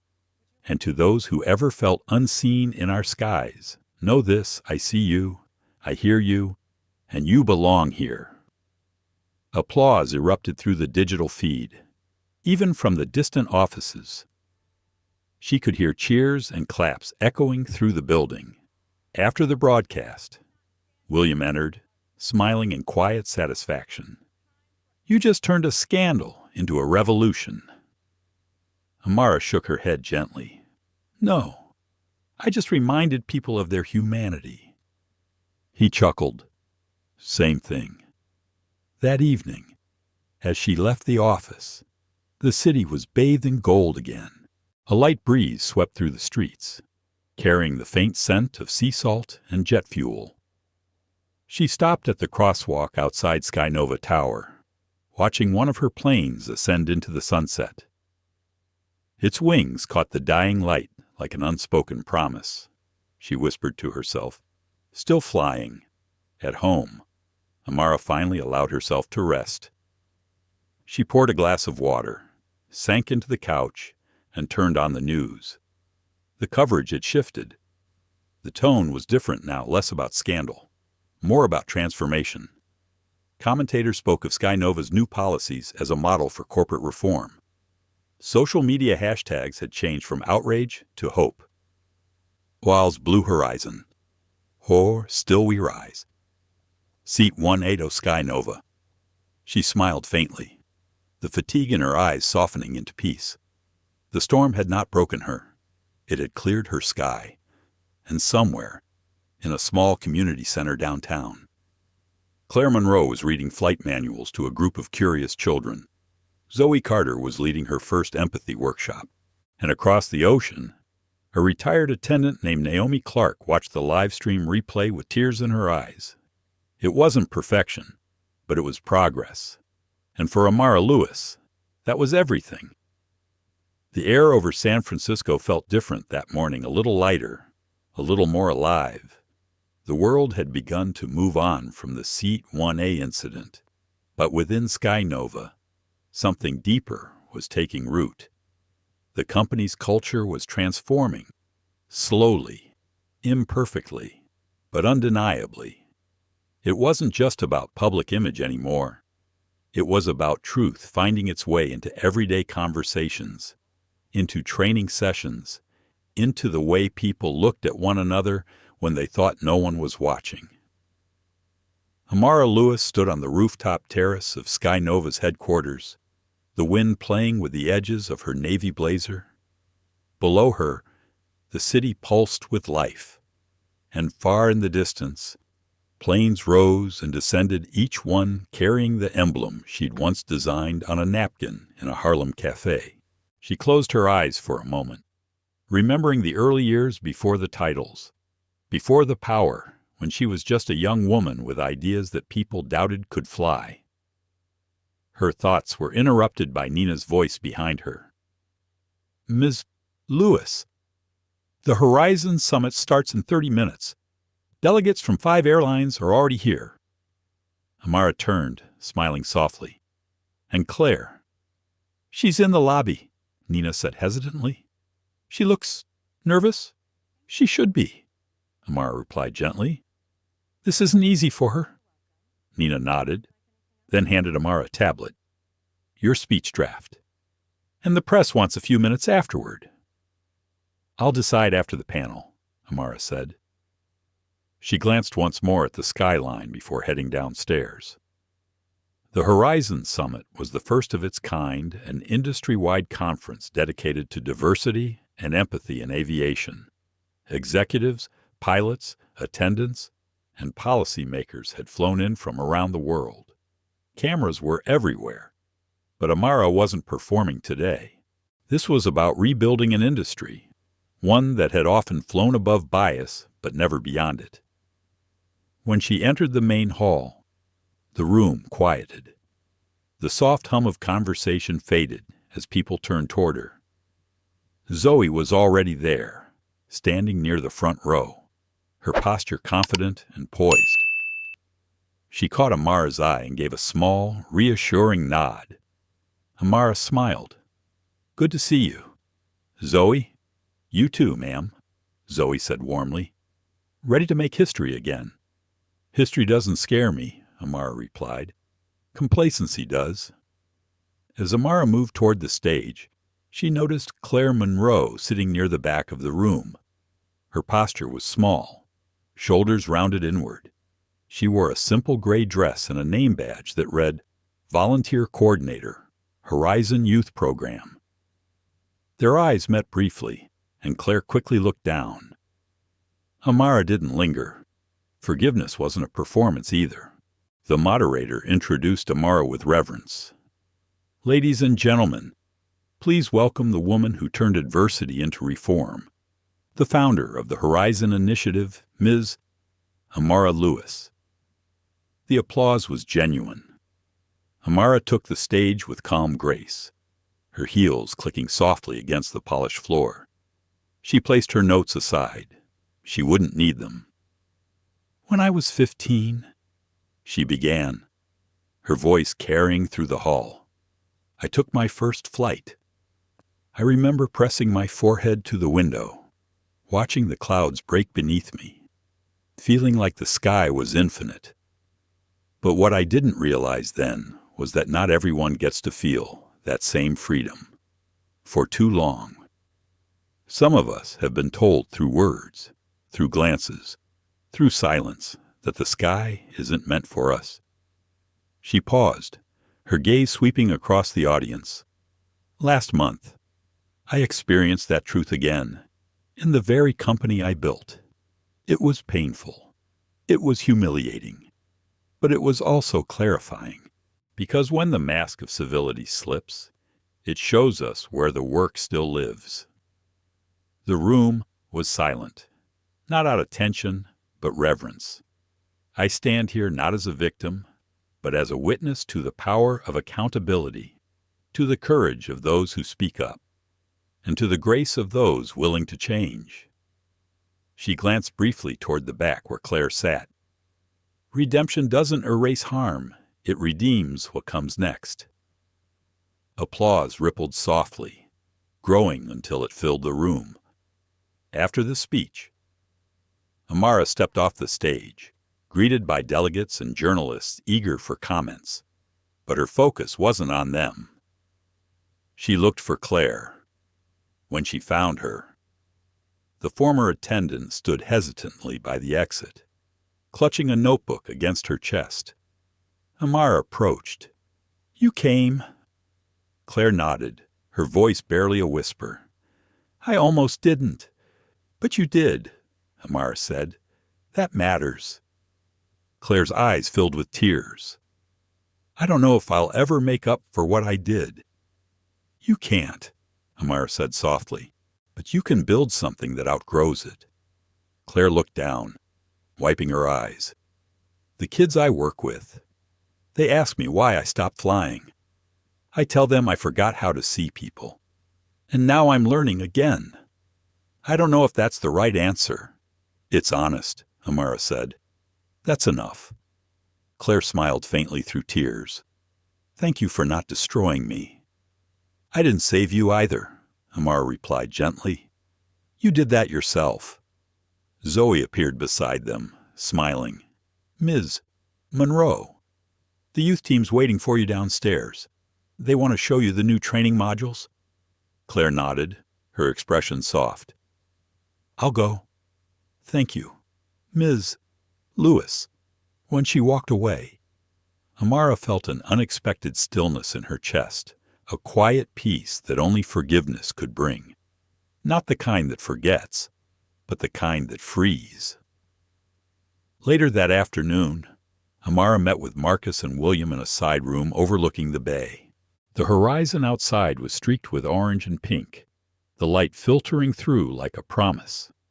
Marcus leaned back in his chair, reviewing reports. The Blue Horizon program's gaining traction fast.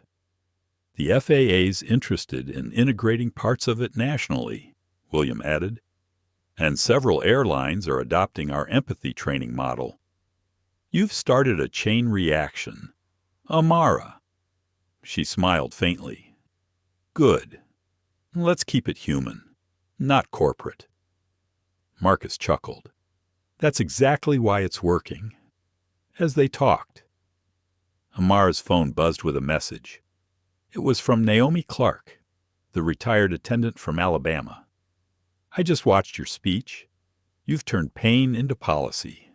That's how revolutions begin. Amara read the words twice, then tucked the phone away, her heart steady. Revolutions don't begin with power, she murmured. They begin with empathy. As the sun dipped lower, the three of them stood quietly by the window. The bay shimmered beneath the fading light, planes gliding in graceful arcs above it. Amara felt the hum of engines, the pulse of possibility. Do you ever think about that flight? William asked suddenly. Amara turned to him. Every day, not with anger anymore, just gratitude, because it reminded me who I am. And who's that? Marcus asked, smiling. Amara looked out at the horizon, the colors of dust painting her reflection on the glass. Someone who refuses to land when there's still sky left to change. That evening, as the summit ended and the guests dispersed, Amara lingered alone in the hall. The lights were dim now, the chatter gone, but echoes of applause still seemed to hang in the air. She walked slowly to the stage again, her fingers brushing the edge of the podium where she had spoken hours earlier. This wasn't just about one slap, one flight, one company. It was about the countless invisible moments that shaped the world in silence. It was about choosing grace when vengeance was easier, truth when denial was safer, and reform when reputation would have sufficed. She whispered to the empty room, "We're still flying higher." Outside, the city glittered beneath the evening sky. Somewhere in that vastness, a plane lifted off the runway, slicing through the clouds, carrying strangers who would never know the story behind the airline they trusted. And that was enough, because the lesson had already taken flight. Morning light slips through the glass facade of the new Skynova Learning Center, a building of clean lines and open rooms where voices carry without echo. The walls are not decorated with glossy posters. Instead, they hold framed pages from real passenger letters. Gratitude, anger, relief, all of it is here, like stars you can read. Amara Lewis arrives early, as always. She chooses a chair instead of the podium and rests her hands on her knees, bracelet cool against her skin. In an hour, she will address the first graduating class of the Horizon Initiative cabin crew, gate staff, pilots, schedulers, supervisors, a map of the company, gathered in one room. Today is ceremonial. Yes, but it is also ordinary. Ordinary is where change decides to stay. Nina Torres appears at the door, tablet in hand. Everyone's in place. Media is limited to the back row. FAA observers confirmed, and Ms. Lewis, your mother is on video call when you're ready. Amara smiles. Tell her I'll call after the ceremony. She'll want to critique my posture. Nina laughs. She says you tilt your head when you're about to tell the truth. I learned from the best, Amara says, rising. In the hall, she spots Zoe Carter reviewing cue cards with a small team of facilitators. Zoe's posture has changed since that day in the cabin. Shoulders open, chin lifted, voice steady. When she sees Amara, she tucks the cards away and steps forward. Ready, Zoe asks. As I'll ever be, Amara answers. Claire's here, Zoe adds. She asked to speak last. She's been volunteering 3 nights a week. The kids adore her. What does she want them to hear? Amara asks. The part we usually hide, Zoe says softly. The part that hurts. The auditorium fills, not with applause, but with that soft, anticipatory hush that happens when people know a real moment is coming. William Chen sits near the aisle with Marcus Hill. Captain Ethan Rodriguez slips into the front row in uniform, hat under his arm, a quiet anchor in a sea of faces. Amara walks onto the stage without notes. She greets them like a teacher returning to a familiar classroom. We built this program, she begins, because our planes were flying over problems we needed to face. Not just rules, not just policy, habits, assumptions, fear hidden under manners.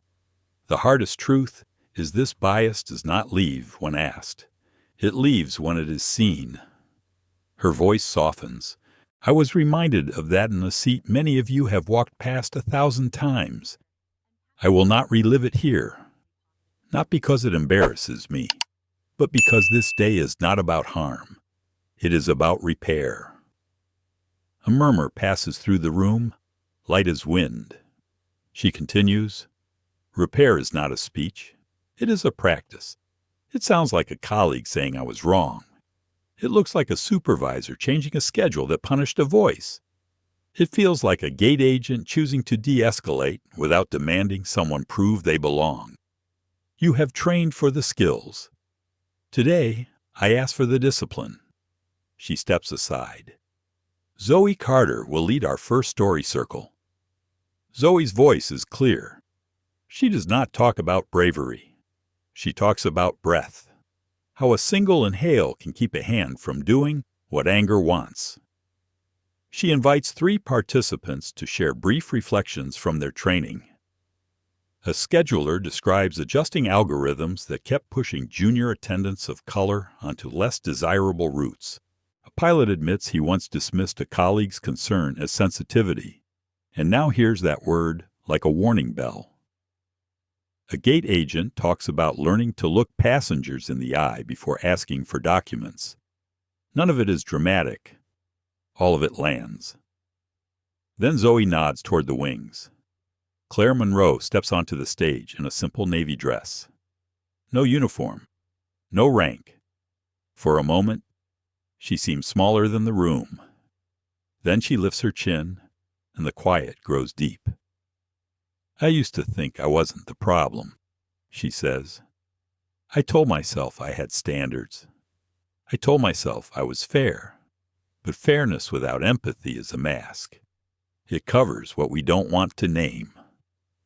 She glances at Amara, then back to the group. I hurt a woman I should have served. I hurt a company that trusted me. I hurt myself. I won't ask you to forgive me. I will ask you to do what I didn't choose respect before control. If you ever hear the words you people form in your mind, stop and ask what fear is speaking. Her voice thins, then steadies. I am learning to be useful again. It is slow. It is good. No one claps at first. Then Zoe does once, and the room follows. Not a roar, but a rising. When Claire steps down, Amara meets her halfway and squeezes her hand. The gesture is brief, human, enough. At the back, Marcus checks his watch and leans toward William. Blue Horizon's federal framework goes to committee next week. 2 major carriers signed letters of intent this morning. William exhales. We used to measure success in on-time departures.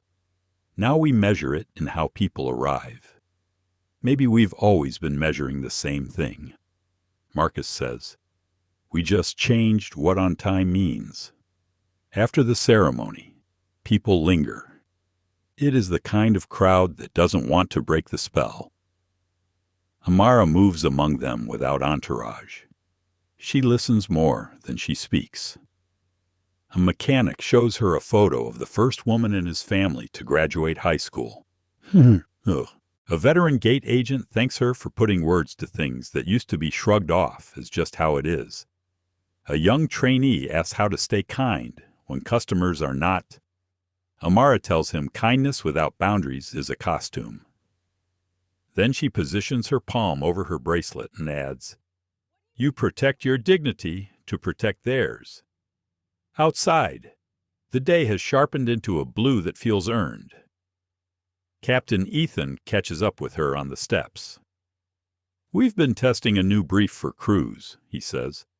"Pre-flight empathy reminders, not slogans. Real prompts. Who didn't get eye contact? Who got rule enforcement instead of help? It changes how the cabin feels before we even push back." "You've always flown like that," Amara says. He smiles. "Not always, but I'm getting closer." A car takes her to SFO for an afternoon flight to Seattle. No jet today. She booked herself again under her regular name, not hidden, not announced. At the gate, travelers swarm around a delayed departure sign. A toddler sings a song about clouds with startling commitment. A man in a business suit argues about overhead bin space as if his bonus depends on it. The gate agent, new badge, new posture, handles it without theater. "Sir, I'll take care of your bag. You take care of your breath." The line laughs. The man blinks, exhales, nods. The agent winks at the toddler and points at the ceiling. "That song, it works. Keep going. Boarding begins." The first-class lane is shorter than usual. Amara steps into it and finds herself beside a woman in a denim jacket, holding a boarding pass with trembling fingers. The woman frowns at the letter A printed large in the corner. "First time up front?" Amara asks. The woman shakes her head, embarrassed. "A client upgraded me. I keep thinking someone's going to tell me I'm in the wrong line." "You're in the right line," Amara says. "You're allowed to enjoy it." At the door, the lead attendant smiles at both of them. It is a smile without calculation. "Welcome aboard," she says to the woman in denim. "You're going to love 2A. It has the best view on approach." In her seat, Amara watches the small exchanges that make a room hospitable. The crew offers choices without hierarchy. They learn names and say them without crispness. A passenger at the window struggles with a stuck shade. Another leans over to help without commentary. The kindness is not performative. It is practiced, the way safety is practiced. 10 minutes before pushback, an older gentleman across the aisle peers at Amara. Recognition dawning. He leans closer, voice gentle. "Ms. Lewis, I was on your flight, the one that started all this." She studies his face, and the memory returns, the tablet glow, the whispered, "I knew it." He continues, "I didn't speak up fast enough that day. I'm sorry for that. I told my grandson what happened. He's applying for a flight attendant program now. He says he wants to be the kind of man who stands between harm and the person it wants." Amara's throat tightens in a way she doesn't resist. "Tell him I'll save him a seat at the next training." The plane taxis. The engines gather their soft thunder. As the nose lifts, the city slides backward until it is a geometry lesson and light. Amara looks down at her bracelet. Then she looks up and out, where contrails draw faint chalk marks across a sky that has learned to listen. At cruising altitude, the lead attendant makes an announcement that is not in any manual. For those who need to hear it, you are exactly where you belong. If we can help you feel that, let us know. Several passengers glance up, surprised into smiles. The woman in denim laughs softly and wipes her eyes. The toddler from the gate falls asleep mid-verse, one hand open on the armrest like a promise. Hours later, as the plane descends through layered clouds, Amara's phone vibrates with a message from Cheryl Johnson. No lecture about posture. Just one sentence. "Proud of you. Baby, Bring that sky home. The wheels kiss the runway. The cabin tilts back to earth. When the seatbelt sign dings, people check pockets and tuck away books and rehearse their next steps. Amara remains seated a moment longer, letting the hush after flight settle where old fear used to live. She rises. She thanks the crew. She steps into the aisle and joins the slow river of people who have places to be and stories to carry. No announcement follows her. No camera waits. Good. This work is better when it disappears into daily life. On the jet bridge, the cool air comes fast. A child tugs at her sleeve and says, "Are you the lady who fixed the airplanes?" Amara kneels, so they are eye level. "The airplanes were never broken," she says. "We were. We're getting better." The child nods like this is obvious. "I'm going to fly one." "I hope you do," Amara says. "And I hope you fly with kindness." Outside, the Seattle sky is a bright, improbable blue. People spill into it with their rolling bags and their unsteady courage. Somewhere behind her, a crew debrief begins with questions that matter. Somewhere ahead, a training room sets out chairs in a circle. The world did not change in a day. It changed because people did. 1,000 small choices stitched together like runways. 1,000 quiet corrections, less applause than resolve. And above it all, jets crossing the afternoon, contrails bright as chalk lines pointing forward. Amara walks toward the exit. The automatic doors open. The day takes her in. The sky belongs to everyone. At last, her company flies like it believes that. True strength is quiet. The CEO in this story does not trade dignity for noise. She trades pain for purpose. Her response reminds us that composure is not surrender. It is strategy. When facing unfairness, document, breathe. Choose your moment, then act to fix the system, not just the symptom. Second, respect cannot depend on status. The lesson is for leaders, families, and communities alike. Treat every person as if their name were already written on the door. That habit prevents harm long before apologies are needed. Third, accountability and compassion can walk together. The story does not excuse wrongdoing. It invites growth. In our own lives, workplaces, churches, neighborhood boards, we can insist on consequences while still making room for people to learn and return better. Finally, change lasts when it becomes practice. Small choices, eye contact, fair rules. Patient listening are the daily screws and rivets that hold a culture together. Especially for older viewers who have carried many storms, your steadiness is a blueprint. Model calm courage, mentor the younger ones, and leave systems kinder than you found them. That is legacy. Thank you for watching and for lending your heart to this story. If it resonated, if it sparked a memory, a question, or a bit of hope, please like the video, share it with someone who needs it, and subscribe for more true, human stories. Your support helps these conversations reach further. Stay with us. There's more sky ahead.